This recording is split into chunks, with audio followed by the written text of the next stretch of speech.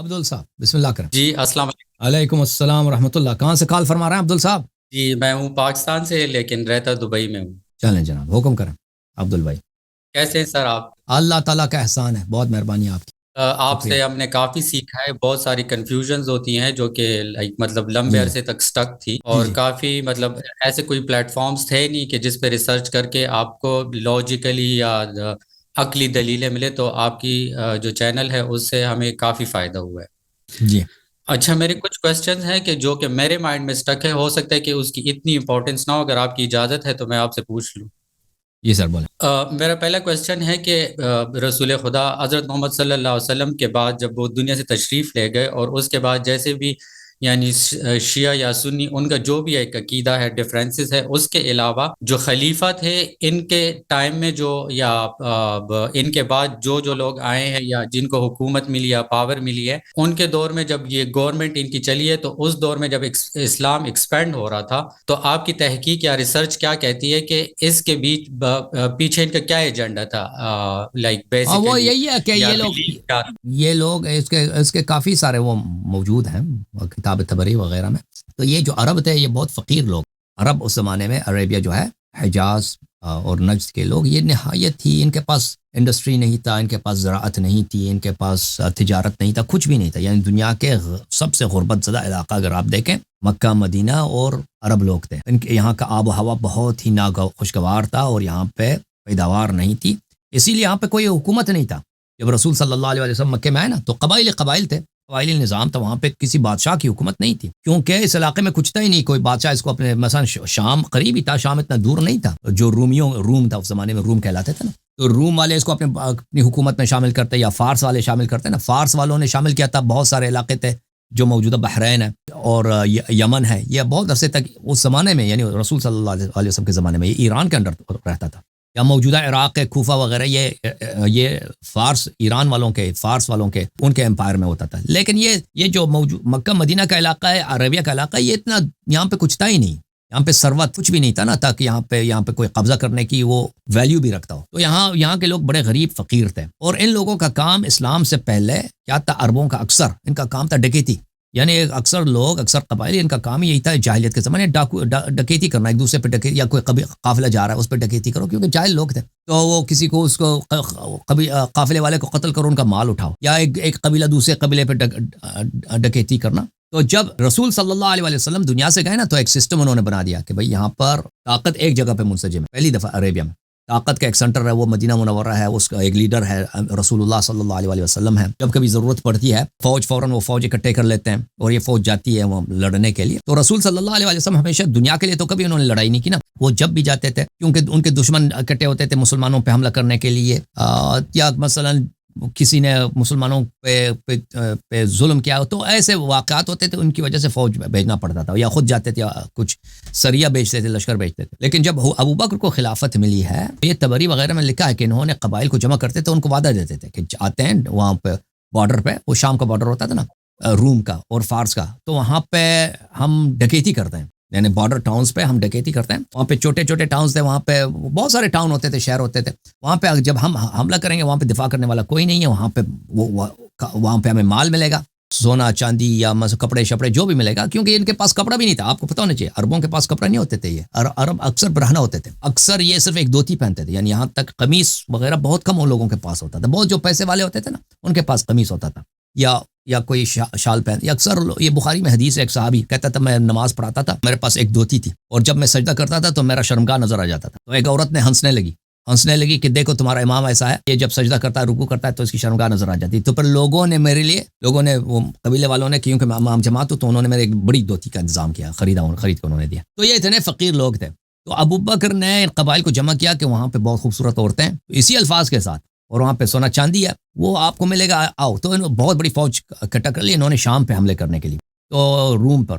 تو یہ لوگ حملہ کرنا شروع کر دیے. تو اس کا اصل جو موٹیویشن تھا دنیا مال لینا. اور یہ عرب لوگوں ان کو چاہیے کیا تھا, یہ قبائل کے لوگ تھے, بھئی یہاں پہ ویسے بھوکے مر رہے ہیں. وہاں پہ پھر ان کو فائدہ بھی ہوا نا, جب انہوں نے حملہ کیا نا, ایک چھوٹے سے بستی تھی بارڈر پہ, مردوں کو قتل کیا, عورتوں کو اٹھا کے لے کے آئے, خوبصورت عورتیں ہیں بھئی, اور اور بھی وہاں پہ گھوڑا ہے، جانور وغیرہ ان کو بھی ساتھ لے کے آئے، جو پیسے ویسے تھے وہ بستی میں اس کو اٹھا کے لے گئے. اسی طرح کرتے رہے نا، تو ان کو بہت انکریجمنٹ ملی، ان کو بہت شوق ملا کہ مزید اسی طرح تو فوج بڑھتی چلی گئی. تو 1 سال کے اندر ابوبکر کو بہت سارا فوج ملا. ان کا کام کیا تھا؟ ان کا کام یہی تھا بھائی، ڈکیتی کرنا اور مزید جگہوں کو لینا. اور پھر اسی طرح وہ اس زمانے میں شام خود روم کی جو امپائر تھی وہ خود اندرونی کشمکش میں مبتلا تھی، وہ خود کمزور ہو چکی تھی، اور فارس بھی اسی طرح. تو آہستہ آہستہ ان کا امپائر بن گئی، حکومت بن گئی. جیسے ہمیشہ یہ ہوتا ہے، چنگیز خان کا بھی یہی تھا. دنیا میں آپ دیکھیں جو مثلا جہاں پہ ویکیوم ہوتا ہے، پاور ویکیوم ہوتی ہے، وہاں پہ کچھ لوگ نئی لوگ آ جاتے ہیں وہاں پہ، وہ اسی طرح ان کی طاقت کہاں سے بڑھتی ہے؟ وہ چھوٹا سا حملہ کرتے ہیں، مال جمع کرتے ہیں، پھر مزید اپنے لوگوں میں اس کو بانٹتے ہیں، تو اس سے ان کو مزید ان کے عوام کو حوصلہ افزائی ہوتی ہے، فوج کی وہ موٹیویشن ملتا ہے کہ بھائی مال ملے گا ہمیں. تو اسی طرح یہ ہمیشہ تاریخ میں ہی ہوتا رہا. یہ مثلا ہندوستان کو جو فتح کیا بابر نے، کیسے فوج کیا فتح کیا؟ ایک چھوٹی سی فوج لے کے آیا نا ازبکستان سے بابر صاحب نے، مغلوں کا جو سربراہ. ہندوستان میں اس زمانے میں وہاں پہ اندرونی کشمکش، وہ ہندو آپس میں لڑتے تھے، مسلمان اگر بھی تھے تو وہ ان کا کوئی حکومت نہیں. وہ چھوٹی سے فوج کے ساتھ لے کے آیا، جو لڑتے گیا نا، مزید مال ملتا گیا، مزید اس نے بھرتی کیا، مزید قبائل کو اس نے اپنے ساتھ بھرتی کیا، تو آخر میں اس نے ہندوستان فتح کیا، مغل امپائر اس نے احساس رکھا. جی سر. اچھا جی، تھینک یو سو مچ. مطلب ان شارٹ کہ یہ کلمے کے لیے، اللہ کے لیے یہ اور ایکسپینشن نہیں ان کو بھائی، اگر یہ ان کو کلمے کا پرواہ ہوتا نا، تو رسول صلی اللہ علیہ وسلم نے جب کہا تھا کہ میں وصیت لکھوں گا، تو انہوں نے نہ کہتا کہ یہ ہذیان کہہ رہے ہیں، یہ نہ کہتا. اچھا، میں نے ایک اور کوسچن ہے کہ جیسے سنی یا شیعہ کے 2 الگ ڈیفرنٹ اذان ہیں، اس کا اگر آپ شارٹ سا بتا دیں. جیسے شیعہ کی اذان دیکھیں، جماعت عمریہ کے خلاف کے پاس اذان کے مسئلے پر ایک حدیث بھی نہیں ہے. اللہ کے اذان ایک ایسی چیز ہے، آپ سمجھتے ہیں کہ ان کے پاس تو بہت ساری احادیث ہونی چاہیے. اتنے صحابہ تھے، رسول صلی اللہ علیہ وسلم کے مسجد میں روزانہ اذانیں دیا جا رہا ہے نا، اذان پہ اذان دیا جا رہا ہے. یہ تو ان کے پاس سینکڑوں احادیث ہونی چاہیے، سب صحابہ نقل کریں اذان یہ اذان یہ اذان یہ. ان کے پاس ایک بھی حدیث نہیں ہے اذان کے الفاظ پر. جو بھی احادیث اذان کے الفاظ پہ، وہ آج کے اذان سے مختلف. کوئی کہتا ہے کہ 2 دفعہ اللہ اکبر کہہ دو، کوئی کہتا ہے کہ 4 دفعہ اشہد ان لا الہ الا اللہ کہہ دو. اس طرح تو ان کے پاس حدیث نہیں ہے. رسول صلی اللہ علیہ وسلم نے فرمایا کہ دین جو ہے اپنے اہل بیت علیہ السلام سے لے لو. ہمارے پاس احادیث موجود ہیں کہ اذان کے الفاظ کیا ہیں. جی، میرے ایک اور کوسچن ہے کہ جو آئے روز ہم سنتے آ رہے ہوتے ہیں کہ مطلب فلاں جس بھی مسلک ہو یا کسی بھی فرقے سے کوئی ہو، اور ان کے فتوے چل رہے ہوتے ہیں کہ فلانا فتویٰ آ گیا، یہ فتویٰ آ گیا، یہ فتویٰ آ گیا، یہ فتویٰ آ گیا. میرا کوسچن یہ ہے کہ ان کو یہ اتھارٹی کس نے دی ہے؟ مطلب قرآن یا حدیث کی روشنی میں؟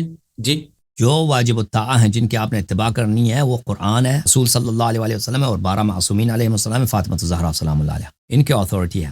باقی یہ جو لوگ سمجھتے ہیں نا کہ ہمارا فتویٰ لوگوں کے لیے حجت ہے، یہ سوائے شرک کے کچھ بھی نہیں. اتھارٹی یعنی اس طرح کا اتھارٹی وہی ابوبکر کی اتھارٹی ہے نا، جس کو اللہ نے امام نہیں بنایا، وہ اپنے آپ کو امام بنایا. تو یہی تو کفر ہے نا کہ یہ ہم نے شیعوں کو بتایا ہے، اپنے بھائیوں کو بتایا کہ یہ حجت نہیں رکھتی، اور یہ جو لوگ اس طرح اپنے فتوے کو حجت سمجھتے ہیں، یہ در حقیقت خود دین سے خارج ہے. جی.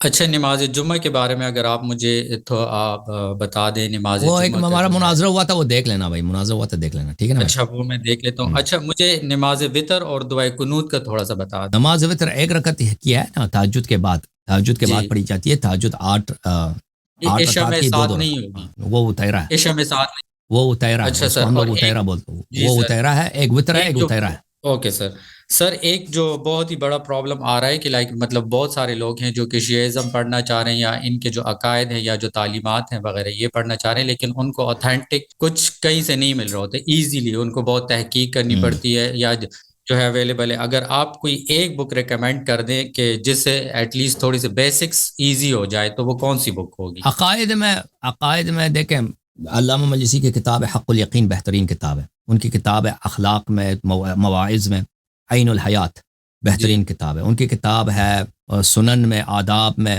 حلیۃ المتقین، بہترین کتاب. یہ 3 کتابیں.